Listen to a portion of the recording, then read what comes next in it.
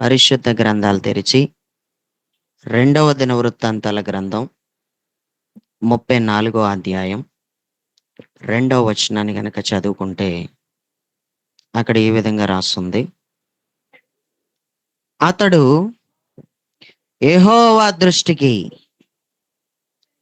నీతిని అనుసరించుచు కుడికైనను ఎడమకైనను తొలగకుండా తన పితరుడైన దావీదు చూపిన ప్రవర్తనకు సరిగ్గా ప్రవర్తించెను అని ఇక్కడ మనం చదువుకుంటాం. ప్రియులరా, మనం చదువుకున్నటువంటి ఈ వాక్య భాగంలో ఇది ఎవరి గురించి రాసుంది? కుడికి అయినను ఎడమకైనను తొలగకుండా యెహోవా దృష్టికి నీతిని అనుసరించి దావీదు చూపినటువంటి ప్రవర్తనకు సరిగ్గా ప్రవర్తించింది ఎవరు? అది ఏ వయసులో ప్రవర్తించాడు అని మనం చూస్తే బాల్య వయసులో.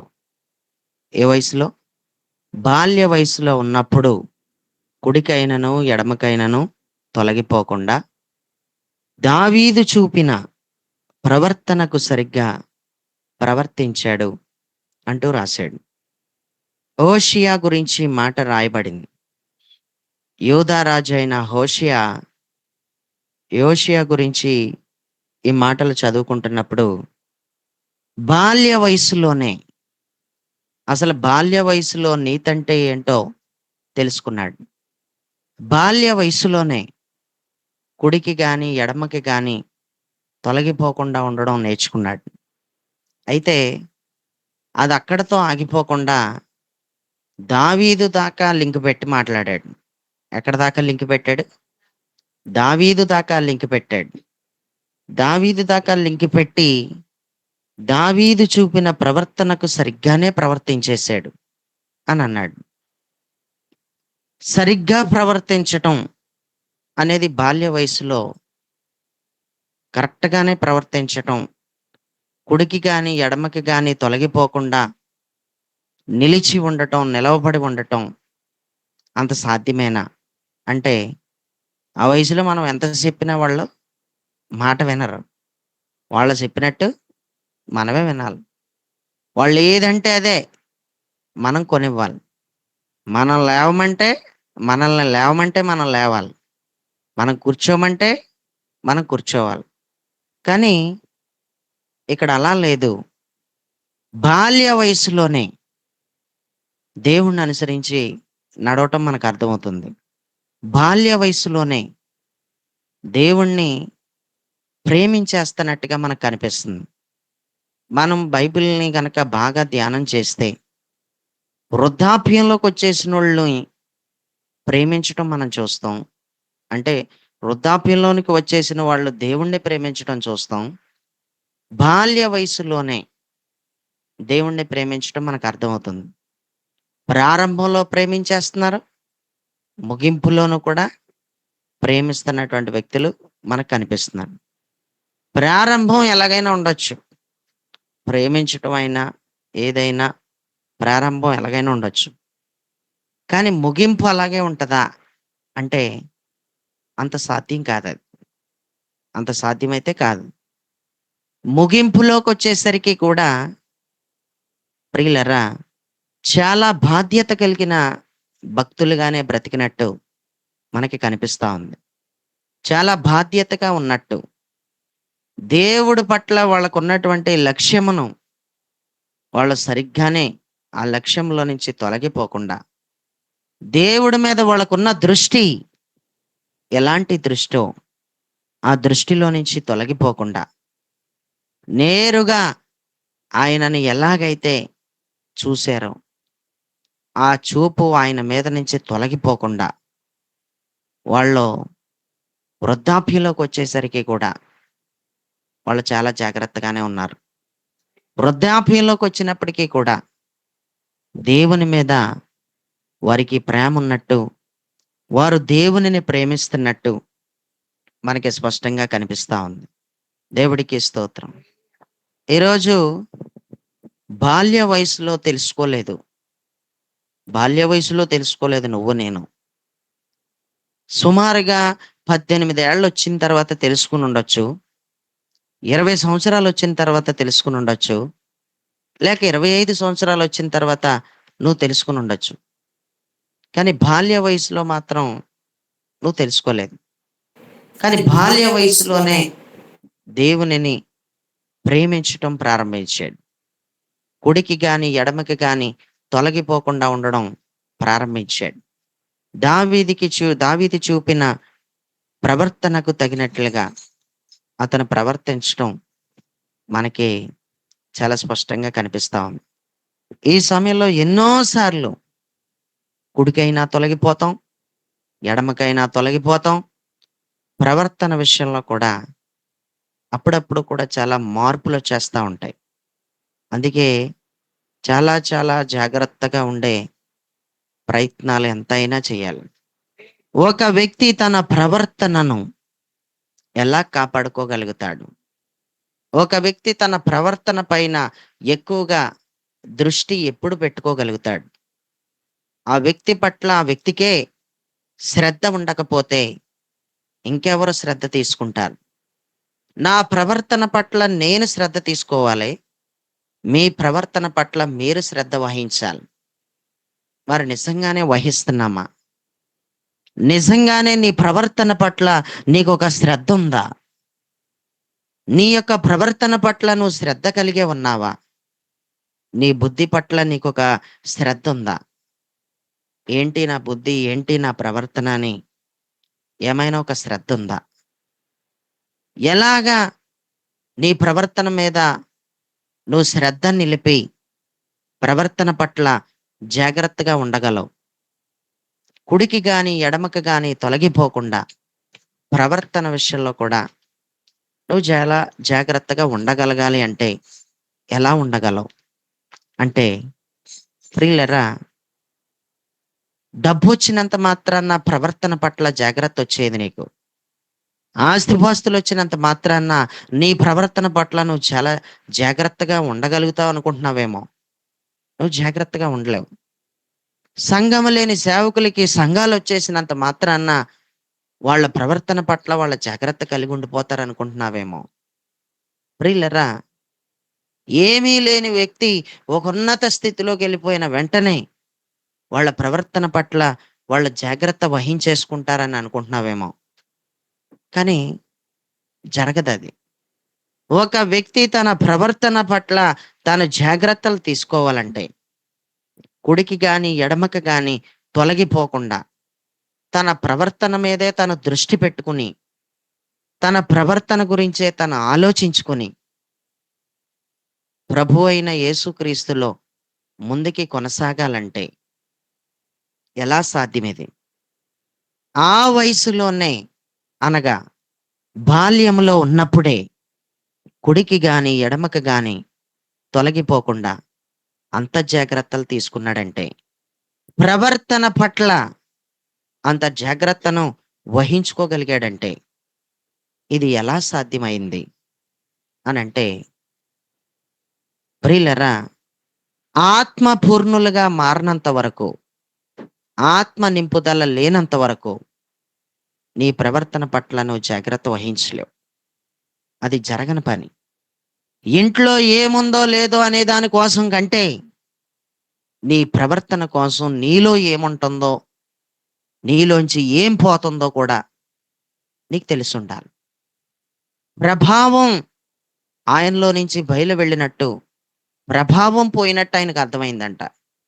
ఎవరికే? యేసుక్రీస్తు ప్రభువారికి అర్థమైంది. ప్రభావం పోయినట్టు ఆయనకు అర్థమైంది. ప్రభావం ఎలా పోతుందో నీకు తెలుసా? లోపడున్నది ఎలా పోతుందో, బయటున్నది లోపలికి ఎలాగొచ్చేస్తుందో, నీవు దాని గురించి ఏమైనా ఆలోచించుకున్నావా? బయటదేదో లోపలికొచ్చేయడం, లోపటిదున్నదేదో బయటికెళ్ళిపోవడం. దీని విషయంలో కూడా జాగ్రత్తుందా? ఏదొస్తుందో లోపలికి, ఏది పోతుందో నీకేమైనా జాగ్రత్తలున్నాయా? లోపలున్నదేది బయటికి పోకూడదు, బయటున్నదేది లోపలికి మనకవసరం లేదు. లోపల చాలా విలువైనయి ఉంటాయి. బయట నుంచొచ్చేయన్నీ కూడా ప్రమాదకరమైనయి ఉంటాయి. బయట నుంచి వచ్చేయన్నీ కూడా ప్రమాదకరమైనవి ఉంటాయి. అందుకే ఉదాహరణకి రాత్రి టైంలో కానీ ఎక్కడైనా కింద పడుకోవడానికి చాలా భయపడతారు. ఎందుకు భయపడతారంటే లోపడేమీ లేవు. బయటున్నాయే లోపలికొచ్చినియి. లోపడేమీ లేవు. తేలొచ్చి కుట్టినా, నేను జర్రొచ్చి కుట్టినా, నేనొక చీమొచ్చి కుట్టినా లోపడేమీ లేవు. బయటియే లోపలికొచ్చేసినియి.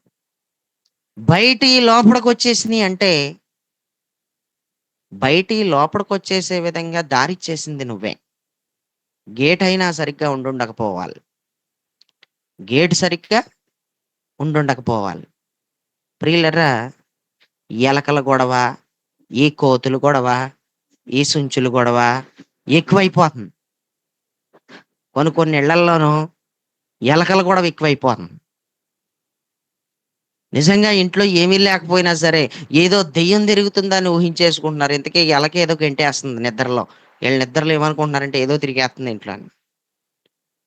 పైనుంచి ఏదైనా గిన్నె పడిపోయిందంటే చాలు, పైనుంచి ఏదైనా పాత్ర పడిపోయిందంటే చాలు, ఇదిగో ఏదో తిరుగుతుంది.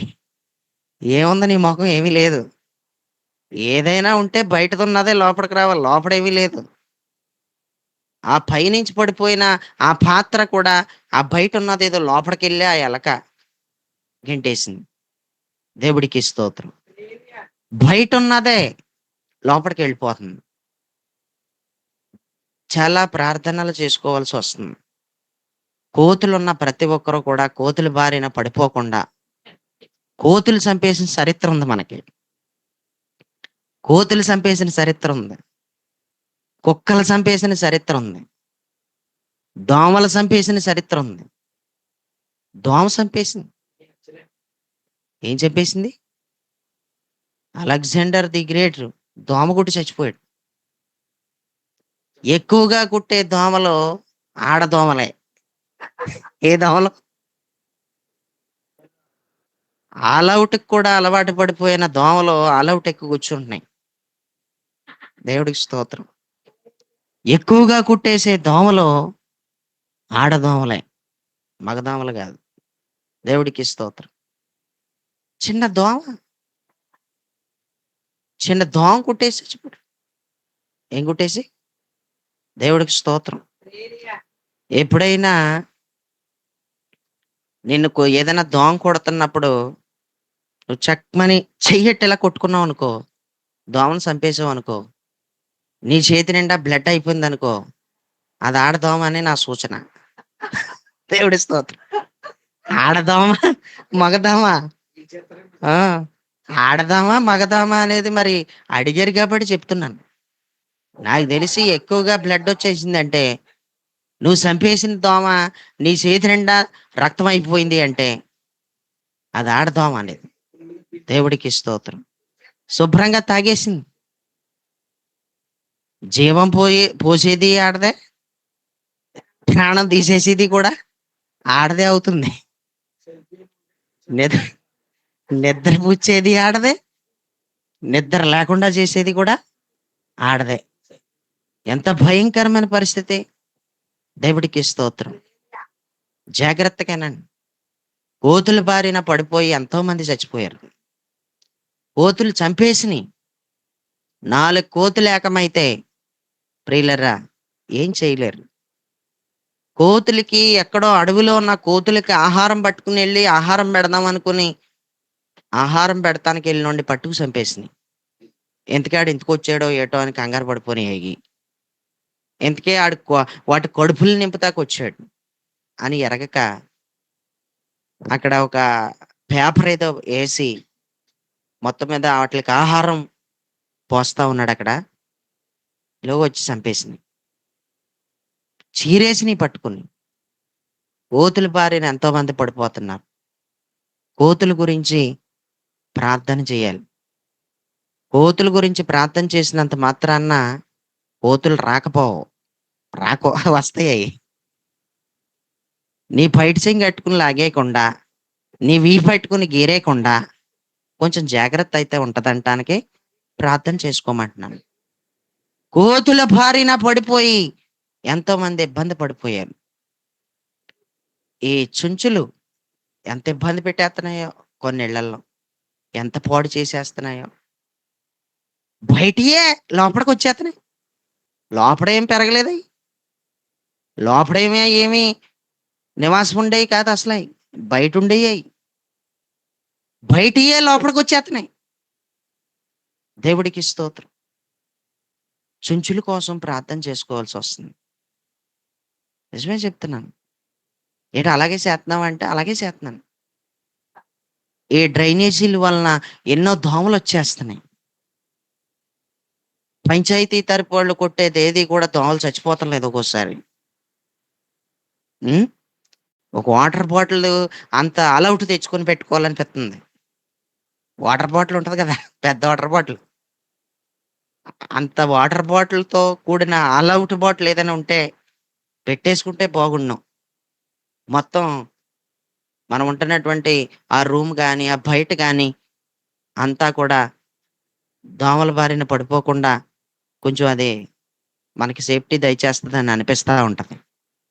దేవుడికి స్తోత్రం. ప్రియులారా, దోమల గురించి ప్రార్థన చేయవలసొస్తుంది. ఏది వండుకొని పెట్టుకున్నా సరే, చీమల వలన ఎంతో బాధొచ్చేసింది. చీమలు ఎంత ఇబ్బంది పెట్టేస్తున్నాయో. వండుకున్న రైస్‌కి చీమలు పట్టేస్తున్నాయి.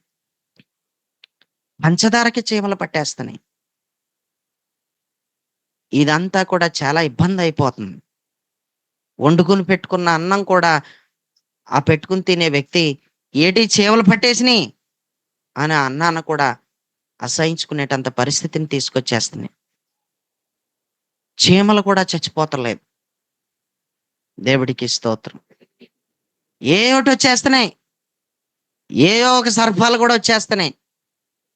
పాము పిల్లలొచ్చేస్తున్నాయి లోపలికి. బయటియే లోపలికొచ్చేస్తున్నాయి. లోపటి నుంచి కాదయి. ఈరోజు ఈ మాటలు నీకెందుకు చెప్తున్నానంటే, లోపటి నుంచి బయటికి ఏదైనా ఎళ్ళిపోతుందా? బయట నుంచి లోపలికి ఏదైనా వచ్చేస్తుందా? అనేది కూడా చూసుకోవాలి. బయట నుంచి ఏదైనా లోపలికొచ్చేస్తుందా? లోపడున్నది ఏదైనా బయటికి వెళ్ళిపోతుందా? ప్రియులారా, బయటది ఏదొచ్చేస్తుందో తెలియడం లేదు. లోపలిది ఏం పోతుందో కూడా తెలియడం లేదు. అంటే నీ ప్రవర్తన మీద నీకు అంత అశ్రద్ధొచ్చేసింది. నీ లోపల నుంచి ఏం పోతుందో తెలుసుకోలేకపోతున్నావు. తెలుసుకోలేవు కరెక్టే. కానీ ఇప్పుడు ఎలా తెలుసుకోవాలి? లోపడున్నది బయటికెలా పోతుంది? బయటున్నది లోపలికెలా వచ్చేస్తుంది?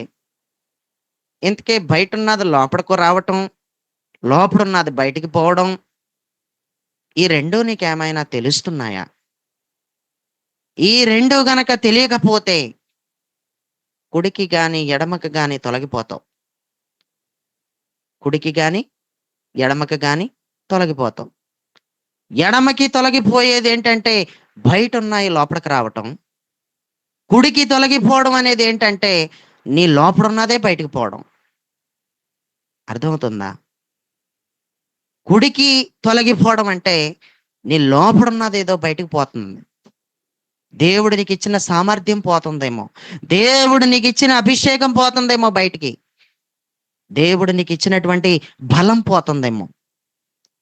లోపడున్నది బయటికి పోవడం కుడికి తొలగిపోవడమే. ఎడమకి తొలగిపోవడం అంటే బయటున్నది ఏదైనా లోపలికొచ్చేస్తుందేమో.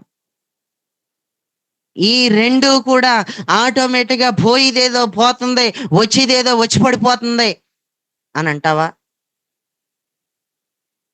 వస్తందే తెలియడం లేదు, పోతందే తెలియడం లేదంటావా? అసలు ఏమీ తెలియడం లేదు, నాకేం అర్థం అవ్వట్లేదంటావా? అంటే ప్రవర్తన మీద జాగ్రత్త లేకపోవడం. ప్రవర్తన మీద ఎవ్వడికి జాగ్రత్త ఉండదు. ప్రవర్తన మీద జాగ్రత్త లేని ప్రతి ఒక్కడికి డబ్బు మీద జాగ్రత్త ఉంటది. వస్తువుల మీద జాగ్రత్త ఉంటది. ఇంటి పైన జాగ్రత్త ఉంటది. దానిపైన, దీనిపైన జాగ్రత్తలుంటాయి. శ్రద్ధ ఉంటది. ఒక లక్ష్యం ఉంటది. కానీ నీ హృదయం పైన, నీ దేహం పైన, లేక నీ ప్రవర్తన పైన నీవు శ్రద్ధ ఎప్పుడు వహిస్తావంటే పరిశుద్ధాత్మ పూర్ణుడివైతేనే కానీ నీ ప్రవర్తన మీద నీకు జాగ్రత్త రాదంతే. రాదు. అది నేనైనా కావచ్చు, అది నువ్వైనా కావచ్చు అంతే. పరిశుద్ధాత్ముడే మనతో మాట్లాడుతున్నాడు. పరిశుద్ధాత్ముడే మనతో మాట్లాడుతున్నాడు. నువ్వెప్పుడైనా విన్నావో లేదో ఎక్కడైనా, ఇది నీకెక్కడా దొరకదు. ఏంటది? నీ లోపల నుంచి పోయేది ఏదైనా సరే నువ్వు కుడికి తొలగిపోతున్నట్టే. బయటున్నది ఏదైనా సరే నీ లోపలికి రావటం నువ్వు ఎడమకి తొలగిపోతున్నట్టే. ఈ 2 విషయాల్లో తొట్టిల్లిపోవడానికి కారణం, ఈ 2 విషయాలు కూడా నీకు తెలియకుండానే జరిగిపోవడానికి కారణం నీ ప్రవర్తన మీద జాగ్రత్తలు తీసుకోకపోవడం. నీ ప్రవర్తన పైన నువ్వు జాగ్రత్తలు తీసుకోకపోవడానికి కారణం, శ్రద్ధ నిలపకపోవడానికి కారణం పరిశుద్ధాత్మ పూర్ణురాలుగా ఉండకపోవడమే కారణం. పరిశుద్ధాత్మ పూర్ణుడిగా ఉండకపోవడమే కారణం. బాల్య వయసులో దేవుణ్ణే ప్రేమించేస్తున్నాడు. బాల్య వయసులో ప్రవర్తన పట్ల జాగ్రత్త వహిస్తున్నాడు. ఎలా వచ్చింది ఇది? ప్రవర్తన పట్ల జాగ్రత్త ఎలా వస్తది అంటే, చిన్నవాణ్ణేటి, పెద్దవాణ్ణేటి, ఎవరినైనా ఆయనే తన ఆత్మతో నింపనంత వరకు ఎవడో జాగ్రత్త కలిగి ఉండలేడు. ఆ వయసులో నీతిని అనుసరించి నడవడం ఏంటి? దేవుడి ఆత్మకార్యమే అక్కడ జరుగుతుంది. దేవుడి కార్యం తప్ప అది వేరొకటి కాదది. ప్రవర్తన పట్ల జాగ్రత్తలు వహించడం ఏంటి ఆ వయసులో? బాల్య వయసులో కుడి ఎడమలకి తొలగిపోకుండా దావీదు చూపిన ప్రవర్తనకు తగినట్లుగా ప్రవర్తించడం ఏంటి? ఇది దేవుడి కార్యం తప్ప మరేది కాదిది. దేవుడికి స్తోత్రం. బాల్యంలో ఉన్న వ్యక్తులతో కూడా ఆయన మాట్లాడడం మొదలు పెడుతున్నాడు. బాల్యంలో ఉన్న వ్యక్తులతో ఆయన ఏం చేస్తున్నాడు? మాట్లాడేవాడిగా కనిపిస్తా ఉన్నాడు. బాల్య వయసులో ఉన్న వాళ్ళకు కూడా ఆయన సహాయం చేస్తున్నట్టు మనకు అర్థమవుతుంది. బాల్య వయసులో ఉన్న వాళ్ళను కూడా ఆయన వాడుకుంటున్నట్టు మనకు అర్థమవుతుంది. బాల్య వయసులో ఉన్న వాళ్ళను కూడా ఆయన తన ఆత్మతో నింపుతున్నట్టు మనకు అర్థమవుతుంది. దేవుడికి స్తోత్రం. ఈ బాల్య వయసులో ఉన్నవాడు దేవునినే ప్రేమించగలిగేలాగా దేవుడు అతనికి కృప చూపాడు. దేవుడికి స్తోత్రం. దేవుడు అతనికి ఏం చూపాడు? కృప చూపినట్టు మనకు అర్థమవుతుంది. ప్రియులరా, అంతటితో ఆగిపోకుండా యిర్మీయా గ్రంథంలో మనం చదివితే మొదటి అధ్యాయం 6వ వచనాన్ని గనక చదువుకుంటే, అందుకు అయ్యో ప్రభువగు యెహోవా చిత్తగించుము, నేను బాలుడనే, మాట్లాడుటకు నాకు శక్తి చాలదు అన్నాడు. మాట్లాడటానికి శక్తి లేకపోతే, శక్తి సరిపోకపోతే నేను శక్తినిస్తాను అన్నాడు. బాల్యంలో ఉన్న వ్యక్తులను దర్శిస్తున్న దేవుడు, బాల్యంలో ఉన్న వ్యక్తులను ప్రవక్తల అభిషేకం ఇచ్చి అభిషేకిస్తున్నట్టు కనిపిస్తుంది. బాల్య వయసులో నుంచే ప్రభువుని అనుసరించి బ్రతకడం నేర్చుకున్న భక్తులు కనిపిస్తున్నారు. బాల్యంలో ఎలాగున్నావు? వృద్ధాప్యంలోకి వచ్చేసరికి ఎలాగున్నావు? బాల్యం చాలా కష్టం అది, ప్రభువుని ప్రేమించడం. వృద్ధాప్యంలోకి వచ్చిన తర్వాత కూడా చాలా కష్టం. భక్తి చల్లారిపోవచ్చు ఆ వయసులోకి వచ్చాక. ఈ వయసులో, ఏ వయసులో? బాల్య వయసులో. బాల్య వయసులో భక్తి నేర్చుకోకపోవచ్చు, భక్తి అబ్బకపోవచ్చు. వృద్ధాప్యంలోకి వచ్చిన తర్వాత సంపాదించుకున్న భక్తి అంతా పోవచ్చు, చల్లారిపోవచ్చు. బైబిల్లో బాల్యంలో ఎలా ఉన్నారో, వృద్ధాప్యంలో ఉన్న బ్యాచ్ ఎలా ఉందో వీళ్ళిద్దరి కోసమే చెప్పాలనుకున్నాను ఈరోజు. బాల్యంలో ఉన్న వ్యక్తి కోసం చెప్పాలనుకున్నాను, వృద్ధాప్యంలో ఉన్న వ్యక్తి గురించి చెప్పాలనుకున్నాను. దేవుడికి స్తోత్రం. బాల్యంలోనూ దేవుణ్ణి ప్రేమించాలని దేవుడి సంకల్పమై ఉంది. కానీ బాల్యంలో రక్షించబడలేదు. బాల్యంలో నువ్వు దేవుణ్ణి తెలుసుకోలేదు. నీకు ఎంత వయసు వచ్చాక తెలుసుకున్నావో పోనీ అప్పటి నుంచి అయినా లోపటి నుంచి ఏం పోతుందో బయట నుంచి ఏమొస్తుందో కుడి ఎడమలకి తొలగిపోతున్నావో అదైనా తెలుసా? బాల్య వయసులో ఎలాగా తెలుసుకోలేదు. మంచి యవన ప్రాయంలోకి వచ్చాక తెలుసుకున్నావా? ఒక ఇద్దరు ముగ్గురు పిల్లలు పుట్టేసాకనన్నా తెలుసుకున్నావా? మరి ఎప్పుడు తెలుసుకుంటే ఏంటి? అసలు ఆత్మపూర్ణురాలుగా ఉంటే, ఆత్మపూర్ణుడిగా ఉంటే ప్రవర్తన పట్ల శ్రద్ధ ఉంటుంది. ప్రవర్తన పట్ల శ్రద్ధ లేకపోవడం ఆత్మపూర్ణులుగా ఉండకపోవడం. దేవుడికి స్తోత్రం. నువ్వు ఆత్మపూర్ణురాలుగా ఉండనంత వరకు, నువ్వు ఆత్మపూర్ణుడిగా ఉండనంత వరకు నేను చెబుతున్నాను, భూ సంబంధమైన వాటి పట్ల శ్రద్ధ ఉంటది తప్ప నీ ప్రవర్తన పట్ల నీకు శ్రద్ధ ఉండదు. నీ ప్రవర్తన పట్ల ఎవరు శ్రద్ధ వహించరు. నువ్వే శ్రద్ధ వహించుకోవాలి. నువ్వే శ్రద్ధ వహించుకోవాలి. నీ ప్రవర్తన పట్ల పరిశుద్ధాత్ముడే శ్రద్ధ వహిస్తాడో, శ్రద్ధ కలిగి ఉండు అంటాడో, నిన్ను నీవు సరిచేసుకో అంటాడో, ఆయనే శ్రద్ధ వహిస్తాడు తప్ప నువ్వు శ్రద్ధ వహించినట్లుగా నీ పట్ల ఆయన శ్రద్ధ వహిస్తాడు. నువ్వు శ్రద్ధ వహించడానికి ఏ మనుషుడు నీ పట్ల శ్రద్ధ వహించడు. అర్థమవుతుందా నా మాట? నువ్వు నీ ప్రవర్తన పట్ల శ్రద్ధ వహించడానికి పరిశుద్ధాత్ముడు నీ పట్ల శ్రద్ధ వహిస్తాడు. అంటే నీకు సహాయం చేస్తాడు. నువ్వు ప్రవర్తన పట్ల దృష్టి ఎక్కువగా కలిగి ఉండు నిమిత్తం, శ్రద్ధను కలిగి ఉండు నిమిత్తం ఆయన నీకు నిజంగానే సహాయం చేస్తాడు. ఈ మాటలు వింటున్నటువంటి ప్రియులరా, బాల్య వయసులో ఉన్న వాళ్ళకి శక్తినిస్తున్నాడు. బాల్య వయసులో ఉన్న వాళ్ళని బలపరుస్తున్నాడు. బాల్య వయసులో ఉన్న వాళ్ళని అభిషేకిస్తున్నాడు. బాల్య వయసులో ఉన్న వాళ్ళని తన కొరకే నిలబెట్టుకుంటున్నాడు. మరి వృద్ధాప్యంలోకి వచ్చిన వాళ్ళ స్థితి ఎలాగుందో ఒకసారి అవి కూడా 2 రిఫరెన్స్లు చదివేసుకుని ముగించేసుకుందాం. బైబిల్ చదవండి. మొదటి రాజుల గ్రంథం 14వ అధ్యాయం 5వ వచనాన్ని చదివితే అక్కడ ఈ విధంగా రాస్తుంది. అంతటా యెహోవా అహీయాతో సెలవిచ్చినదేమనగా, యరొబాము కుమారుడు కాయిలాగా ఉన్నాడు గనుక అతని గురించి నీ చేత విచారించుటకై యరొబాము భార్య వచ్చుచున్నది. ఆమె మారు వేషం వేసుకుని మరి ఒకతైనట్టుగా వచ్చుచున్నది గనక నేను నీకు సెలవిచ్చినట్టు నీవు ఆమెతో చెప్పాలి అన్నాడు. ఏ వయసులో దేవుడి స్వరం వింటున్నాడు? ఏ వయసులో దేవుడి స్వరం వింటున్నాడు అనంటే వృద్ధాప్యంలోకి వచ్చాక కళ్ళు కూడా కనిపించడం లేదు, కన్నులు కూడా కనిపించడం లేదు. అలాంటి వయసులో దేవుడి స్వరాన్ని వింటున్నాడు. అంటే కళ్ళు పని చేయకపోతే దేవుడు ఆత్మ పని చేయడు అని అనుకుంటారు. కళ్ళకి దేవుడు ఆత్మ పని చేయడానికి ఏ సంబంధం లేదు.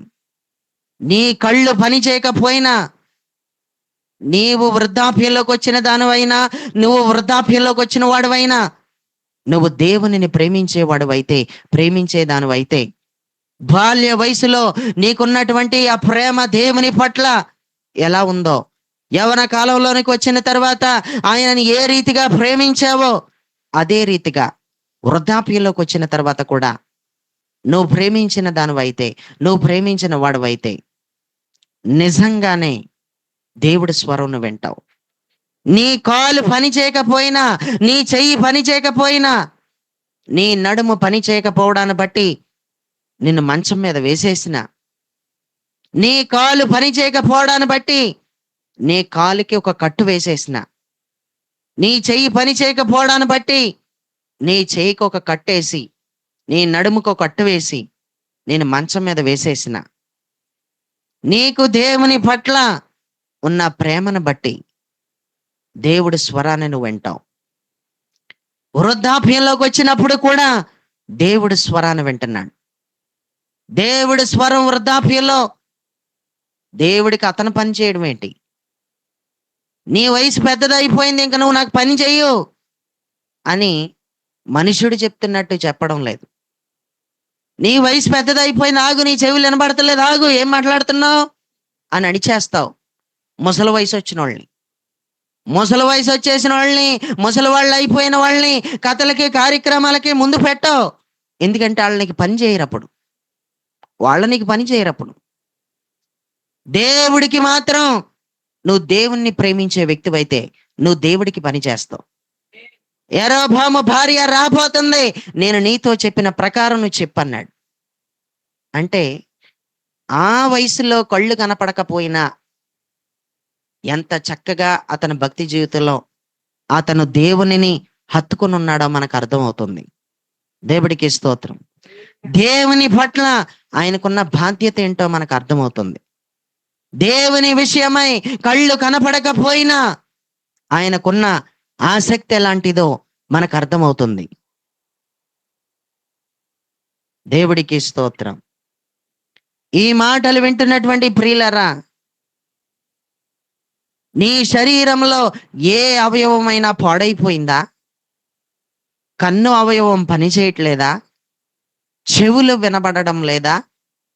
కానీ దేవుడు స్వరాన్ని వింటావు.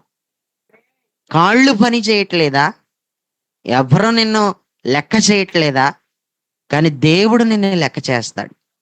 దేవుడికి దేవుడు నిన్ను లెక్క చేయాలంటే ఒకటే, దేవుని మార్గంలో నుంచి కుడికి గాని ఎడమకి గాని తొలగిపోకుండా, నీ లోపడున్నది బయటికి పోకుండా, బయట ఉన్నది లోపలికి రాకుండా, నీలో నుంచి ఆయన ప్రభావం ఎప్పుడు పోతుందో, బయటనున్న దుష్ట ప్రభావం ఎప్పుడు వచ్చేస్తుందో నువ్వు తెలుసుకుంటూ నీ ప్రవర్తన పట్ల నువ్వు జాగ్రత్త వహించగలిగే ఆత్మపూర్ణుడు అయితే బాల్య వయసులో ఉన్నప్పుడు ఆయన నీతో మాట్లాడటమే కాదు, వృద్ధాప్యంలోకి వచ్చాక కూడా ఆయన నీతో మాట్లాడతాడు.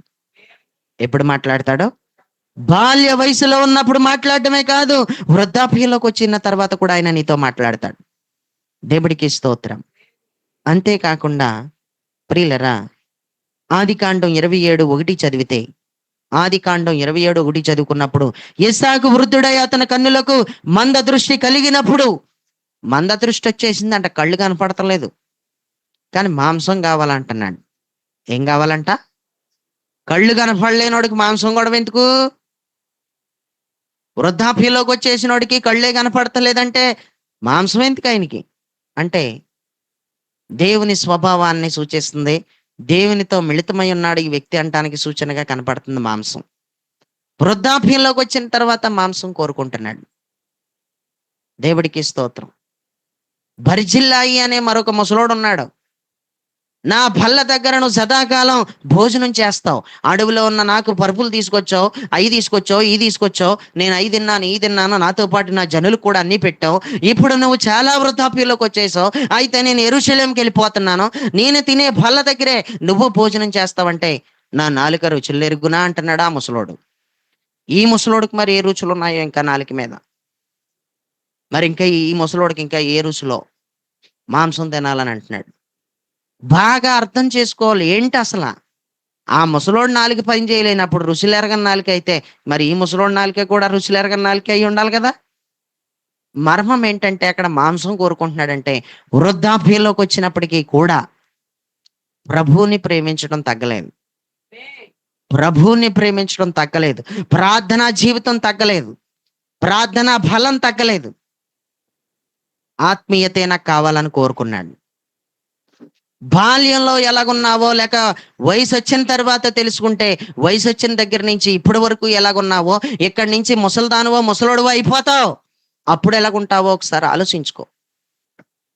40వ సంవత్సరంలో మోషే నన్ను పంపినప్పుడు నాకెంత బలమో నేటికి నాకంతే బలం అని చెప్పాడు యెహోషువ. ఒక పండు ముసలోడు చెప్తున్న మాట ఇది. 85 ఏళ్ళు వచ్చిన ముసలోడు చెప్తున్న మాట ఇది. 40వ సంవత్సరంలోనంట మోషే పంపాడంట, కనాన దేశం ఎలాగుందో తేరి చూసిరండి, 40 రోజులని చెప్పాడు. అప్పుడు ఎంత బలంతో వెళ్ళాడో మరొక 45 ఏళ్ళు వచ్చిన తర్వాత, అనగా 85 ఏళ్ళు వచ్చిన తర్వాత కూడా నేటికి నాకు అంతే బలం అన్నాడు. ఎందుకు బలం తగ్గలేదు? వృద్ధాప్యంలోకి వచ్చినప్పటికీ కూడా దైవికమైన బలం తగ్గలేదు. వృద్ధాప్యంలోకి వచ్చినప్పటికీ కూడా దైవికమైన ప్రభావం తగ్గలేదు. వృద్ధాప్యంలోకి వచ్చినప్పటికీ కూడా వయసులో ఉన్నప్పుడు అందరికీ బలం ఉంటది. ముసలి వయసు వచ్చిన తర్వాత ఎవరికీ బలం ఉండదు. వయసులో ఉన్న వాడిలో దేవుడి బలం ఎలాగైతే ఉంటదో, వృద్ధాప్యంలోకి వచ్చినప్పటికీ కూడా దేవుడి బలం అలాగే ఉంటది. అందుకే మోషే నన్ను పంపినప్పుడు నాకు ఎంత బలమో నేటికి నాకు అంతే బలం అన్నాడు. వృద్ధాప్యంలోకి వచ్చేసరికి ఎలాగుంటావో ఆలోచించుకో. వృద్ధాప్యంలోకి వచ్చేసరికి ప్రభులోని బలం తగ్గిపోద్దేమో ఒకసారి ఆలోచించుకో. వృద్ధాప్యంలోకి వచ్చేసరికి నాకు ఆత్మీయత ఆత్మీయత అని అనవేమో. నాకు మాంసం కావాలి, నాకు మాంసం కావాలి అని అనవేమో చూసుకో. రాతి గుండెని తీసివేసి మాంసపు గుండెని నీకు ఇస్తానని చెప్పిన దేవుడు, మాంసం ఏకంగా దేవుని స్వభావాన్ని సూచిస్తుంది. ఆ వయసులో కూడా నాకు నీ స్వభావం కావాలని కోరుకున్నాడు. దేవుడి స్వభావం ఊరకనే వచ్చి పడిపోదు. వేటాడి తేవాలి మాంసం. వేట మాంసం కావాలని చెప్పాడు. వేటాడుకో. తెల్లవారుజామున వేటాడుకుంటావో, ఆయన స్వభావం కోసం నిద్ర మానుకుని వేటాడుకుంటావో, వేటాడు. ఒక గురిని కలిగి ఉండు. నీకెందుకు దేవుడి స్వభావం? నీకు అవసరం లేదు. మూడైతే ఇంకా మంచం మీదే ఉంటున్నావు. దరిద్రపు కొట్టుదానిలాగా, దరిద్రపు కొట్టోళ్ళలాగా. ఇంకా మంచం వదులుతలేదు నువ్వు. దరిద్రం అంతా నీ దగ్గరే ఉంది. అంటే నువ్వు వేటాడతలేదు. నువ్వు ఇంకా వేటాడే సామర్థ్యం నీకు లేదు. వేటాడే శక్తి నీకు లేదు. వేటాడకుండా దేవుడి స్వభావం రాదు. వేటాడకుండా దేవుని యొక్క మనసు నీకు రాదు. ఆయన స్వభావం కొరకు, ఆయన మాట కొరకు తప్పకుండా.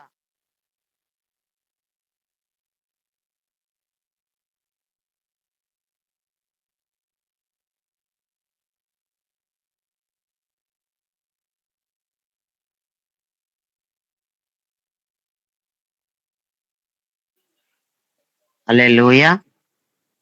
కరెంటు పోయింది. కరెంటు పోయిన కారణంగా కొంచెం వాయిస్ బ్రేక్ అయినట్టుంది. Praise the lord. ప్రియులరా, వేటాడకుండా దేవుడి యొక్క స్వభావం రాదు నీకు అసలు. నువ్వు చాలా వేటాడాలి. నువ్వు వేటాడినప్పుడు మాత్రమే దేవుడి స్వభావాన్ని నువ్వు కలిగి ఉండగలవు. చాలా కష్టపడాలి. కష్టపడకపోతే పని అవదు. దేవుడికి స్తోత్రం. ఇంతటితో ఆగిపోలేదు. ఇంకొక వాక్యం గనక మనం చదువుకుంటే, ఆ వాక్యాన్ని కూడా చదువుకొని మనం ముగించుకుందాం. మొదటి సమూయేలు 3:8 చదివితే, మొదటి సమూయేలు గ్రంథం 3:8 యెహోవా 3వ మారు సమూయేలును పిలవగా అతడు లేచి ఏలి దగ్గరకు పోయి, చిత్తము నువ్వు నన్ను పిలిచితివే, ఇదిగో వచ్చితిననగా ఏలి యెహోవా వాళ్ళని పిలిచినని గ్రహించాడంట. ఒక ముసలి వయసులోకి వచ్చినోడు దేవుడి స్వరమో కాదో దేవుడి స్వభావంతో గ్రహిస్తున్నాడు. దేవుని యొక్క స్వరమో కాదో దేవుని యొక్క స్వభావంతోనే గమనిస్తున్నాడు. వృద్ధాప్యంలోకి వచ్చినప్పటికీ కూడా ప్రియులరా, అది ఎవరి స్వరం, ఎవరు పిలిచారు అన్నదే అక్కడ స్పష్టంగా గమనిస్తా ఉన్నాడు. దేవుడికి స్తోత్రం. హల్లెలూయా. ఈరోజు ఎలాగ గ్రహించగలిగాడు? అది దేవుని యొక్క స్వభావంతో, దేవుని యొక్క స్వరం అని ఎలా గ్రహించగలిగాడంటే, ఆ వయసులో కూడా దేవునితోనే మిళితమై ఉన్నాడు అని మనకు అర్థమవుతుంది. దేవుడికి స్తోత్రం. అక్కడ ఏలి పిలుస్తుంటే, ఇక్కడ జాగ్రత్తగా వినాలి. ఏలి పిలుస్తుంటే, ప్రియులరా, ఏలి పిలుస్తుంటే వెళ్ళాడు అనుకోవచ్చు. ఏలి పిలుస్తున్నాడు సమూయేల్ని అనుకుంటే, ఏలి పిలిచాడు కాబట్టి వెళ్ళాడు అనుకోవచ్చు. దేవుడు పిలుస్తుంటే ఏలి దగ్గరికి పరిగెత్తుకుని వెళ్తున్నాడేటి? అర్థమవుతుందా మీకు? దేవుడు పిలుస్తుంటే ఎవరి దగ్గరికి వెళ్తున్నాడు? ఏలీ దగ్గరికి ఎందుకు వెళ్తున్నాడు అసలు? ఏలీ పిలుస్తుంటే, ఏలీ పిలుస్తున్నాడు కాబట్టి ఏలీ దగ్గరికి వెళ్ళాడు అనుకోవచ్చు. మరి ఏలీ దగ్గరికి ఎందుకు వెళ్తున్నాడు దేవుడు పిలుస్తుంటే? అంటే ఏలీ స్వరంతోనే మాట్లాడుతున్నాడు దేవుడు కూడా. ఎవరి స్వరంతో మాట్లాడుతున్నాడు? ఏలి స్వరంతోనే మాట్లాడుతున్నాడు. అందుకే కలలో ఏదైనా ఒక దైవజనుడు స్వరం నువ్వు ఇది వరకు చూసున్న దైవజనుడే గాని, ఒకవేళ నేనే గాని కలలో నీకు నేను కనపడినట్టు నా స్వరమే నీకు వినబడితే, నా స్వరంలోంచి దేవుడు నీతో మాట్లాడుతున్నాడని అర్థం. దేవుడికి స్తోత్రం. దేవుడు ఒకరి వాయిస్ని కూడా వాడుకుంటాడు. దేవుడు ఒకరి స్వరాన్ని వాడుకుని ఆయన తను చెప్పాలనుకున్నది చెప్తాడు. దేవుడికి స్తోత్రం. ఆ వయసులో వచ్చినప్పటికీ కూడా, ఆ వయసు వచ్చినప్పటికీ కూడా దేవుడు స్వరాన్ని గుర్తుపట్టాడు. ఈసారి నిన్నెవరైనా పిలిస్తే చిత్తమండి, నేనున్నానని చెప్పు అన్నాడు. ఏలీ ఏం గ్రహించాడంటే, నా స్వరంలోంచే ఈ బాలుడితో మాట్లాడాడు, నా స్వరాన్ని వాడుకుని మాట్లాడాడు అని గమనించాడు. దేవుడికి స్తోత్రం. అంతేకాకుండా మనకి దావీదు గురించి కూడా చదువుకుంటే ప్రియులరా, ఆ ఒక్క మాట కూడా చదువుకొని ముగించుకుందాం. ఇందాక నుంచి ఒక మాట అంటున్నాడు. అలా చెప్తానే ఉంటున్నాడు. అది చూస్తున్నారు నా వంక. ఇంకొకటే, ఇంకేమీ లేదు. ఇంకా ఒకటే ఒకటే. దేవుడికి స్తోత్రం. మొదటి దినవృత్తాంతాల గ్రంథం 23వ అధ్యాయం. మొదటి దినవృత్తాంతాల గ్రంథం 23వ అధ్యాయం మొదటి వచనాన్ని చదివితే, దావీదు ఏండ్లు నిండిన వృద్ధుడు ఆయన గనక అతడు తన కుమారుడైన సొలొమోనును ఇజ్రాయేలీల మీద రాజుగా నియమించాను. అంత గొడవ పెట్టి వృద్ధుడైపోయినప్పుడు వృద్ధుడిలాగా ఉండి నీకెందుకు తర్వాత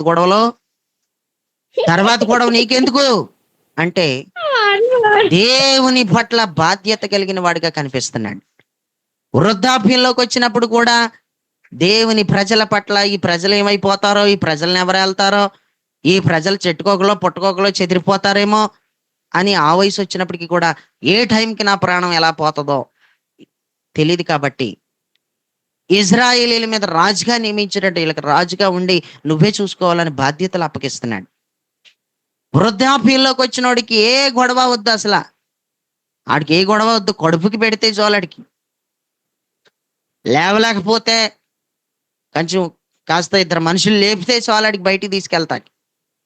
అంతకుమించి ఆడికి ఏమొద్దు. నాకెందుకు వచ్చింది గొడవ? మనవడు ఎవరిని పెళ్లి చేసుకుంటే ఆడికి ఎందుకు, మనవరాలు ఎవరిని పెళ్లి చేసుకుంటే ఆడికి ఎందుకు, అవన్నీ అడగడం, అవన్నీ అనవసరం. ఆ వయసు వచ్చేటప్పటికి వాళ్ళకి ఏం కావాలంటే చక్కగా భోజనం పెడుతున్నారా లేదా, బాత్రూమ్కి తీసుకెళ్లే వాళ్ళు ఉన్నారా లేదా, అదే అదే చాలు వాళ్ళకి.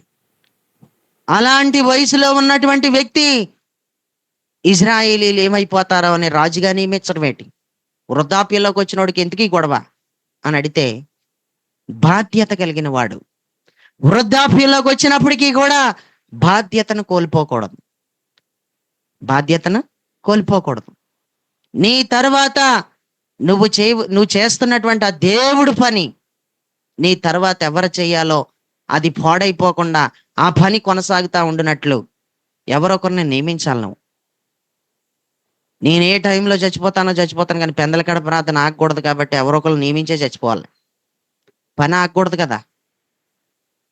దేవుని పట్ల బాధ్యత కలిగిన వాడు ఎవడైనా అది 2:30కే అది ఎప్పుడూ కూడా ప్రారంభం అవ్వాలి. అది తెల్లవారుజామున 2:30కే దానిని ప్రారంభించేవాడు ఖచ్చితంగా లేవాలి నా తర్వాత. దేవుడికి స్తోత్రం. బాధ్యత కలిగిన ఏ వ్యక్తి అయినా సరే ముందుగానే చెప్పేస్తాడు, నేను నా ప్రాణం ఏ టైంకి ఎలాగుంటుందో తెలియదు, ఇదిగో నేను మరి ఏ టైంకి అంటాను. దేవుడి స్తోత్రం. కాబట్టి ఇది ఆపకండి, కాబట్టి ఇది ఆపకుండా దీనిని కొనసాగించండి అంటూ చెప్పాలి. అంటే ఒక బాధ్యత కలిగిన వ్యక్తివైతే నువ్వు దేవునిని ప్రేమించుచున్న వ్యక్తివే. నువ్వు నీ ప్రవర్తన పట్ల శ్రద్ధ కలిగిన వ్యక్తివైతే నువ్వు బాధ్యత కలిగిన వ్యక్తివే అని చెప్పడానికి ఇంకేమాత్రం సందేహం లేదు. ఒక్క ప్రవర్తన పట్ల జాగ్రత్తలు తీసుకుంటే చాలు. ఆత్మ పూర్ణురాలు అయ్యుండి, ఒక ఆత్మ పూర్ణుడు అయ్యుండి, నీ ప్రవర్తన పట్ల నువ్వు జాగ్రత్తలు తీసుకుంటే చాలు. ఆటోమేటిక్‌గా స్వరము వింటావు. దేవుడి స్వభావం కోసం ఆరాట పడతావు. బాధ్యత కూడా ఒకరి మీద పెడతావు. బాధ్యత కూడా ఈ బాధ్యత నీదే. ఇది చూసుకోవలసిన బాధ్యత నీదే అంటూ ఆ బాధ్యత కూడా ఒకరికి అప్పగిస్తావు ఆ పనిని. దేవుడికి స్తోత్రం. ప్రియులరా, బాల్యంలో ఎలాగున్నాడో, బాల్య వయసులో ఉన్న వాళ్ళు ఎలా ఉన్నారో, వృద్ధాప్యంలోకి వచ్చిన వాళ్ళు ఎలాగున్నారో ఆలోచించండి ఒకసారి. వృద్ధాప్యంలోకి వచ్చేటువంటి వ్యక్తిని ఆ మధ్య వయసు పాడు చేస్తుంది. వృద్ధాప్యంలో దేవుణ్ణి అనుసరించకుండా, వృద్ధాప్యంలో దేవుణ్ణి అనుసరించకుండా చేస్తుంది.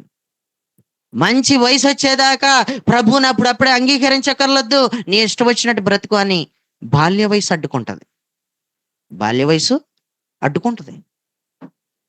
కానీ ప్రియులరా, దేవుణ్ణి దేవునిని బాల్య వయసులోనూ ప్రేమించి అనుసరించి ప్రవర్తన పట్ల జాగ్రత్త తీసుకుంటూ, లోపడున్నది ఎలా పోతుందో బయట ఉన్నది ఎలాగొచ్చేస్తుందో లోపలికి, లోపడున్న దేవుని ప్రభావం ఎలా బయటకు వెళ్ళిపోతుందో బయట ఉన్న దుష్ట ప్రభావం లోపలికి ఎలాగొచ్చేస్తుందో, కుడికి లేక ఎడమకి ఎలా తొలగిపోతున్నారో గమనించుకుంటూ గ్రహించుకుంటూ ఉండే వ్యక్తులు, ప్రవర్తన పట్ల శ్రద్ధ కలిగిన వ్యక్తులు, వాళ్ళ ఆత్మపూర్ణులైన వ్యక్తులు అని మనం చెప్పవచ్చు.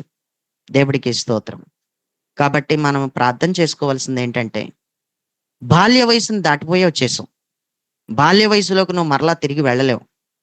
బాల్య వయసును దాటికి నువ్వు వచ్చిన నీవు, నీ ఎదుట వృద్ధాప్యం అనేది పొంచి ఉంది.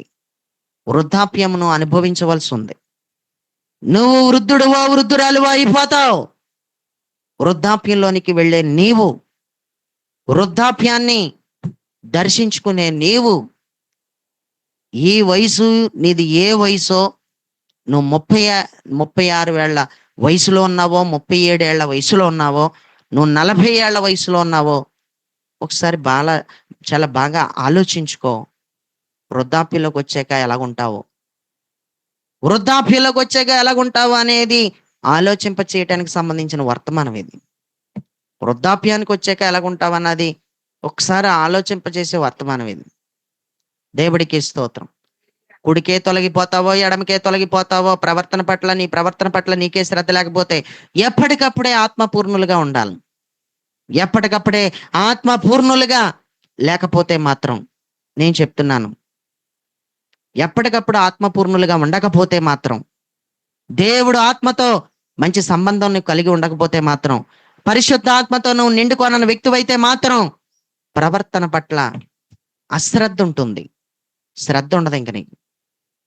కాబట్టి ఈ మాటలు విన్న నీవు వృద్ధాప్యంలోనికి వచ్చినప్పటికీ కూడా నిజంగా నన్ను నేను చాలా జాగ్రత్తగా, నా లోపడున్న నీ ప్రభావం ఏ కారణం చేత బయటకు వెళ్ళిపోతుందో, బయట ఉన్న దుష్ట ప్రభావం ఏ కారణం చేత లోపలికి వచ్చేస్తుందో అది గ్రహించుకునే శక్తి నాకు కావాలని మన ఆత్మపూర్ణలుగా ఉంటూ కనిపెట్టుకుంటూ మనం ముందుకు వెళ్తే గనక, వృద్ధాప్యంలో స్వరం విన్న అహియలాగా, వృద్ధాప్యంలోకి వచ్చినటువంటి వయసులో ఉన్నప్పుడు దేవుని స్వరమని గ్రహించినటువంటి ఏలీలాగా, మంచి బాధ్యత కలిగిన వృద్ధుడైన దావీదులాగా, బాల్య వయసులో నాకు మాట్లాడడానికి శక్తి చాలదు అని చెప్పినటువంటి ఇర్మియాలాగా, ప్రియులరా, నేను ఎప్పుడు చనిపోతానో, నా మరణ దినం నాకు తెలియదని చెబుతూ నాకు మాంసం కావాలన్న ఇస్సాకులాగా మనం ఉంటే నిజంగా దేవుడికి ఎంతో సంతోషం.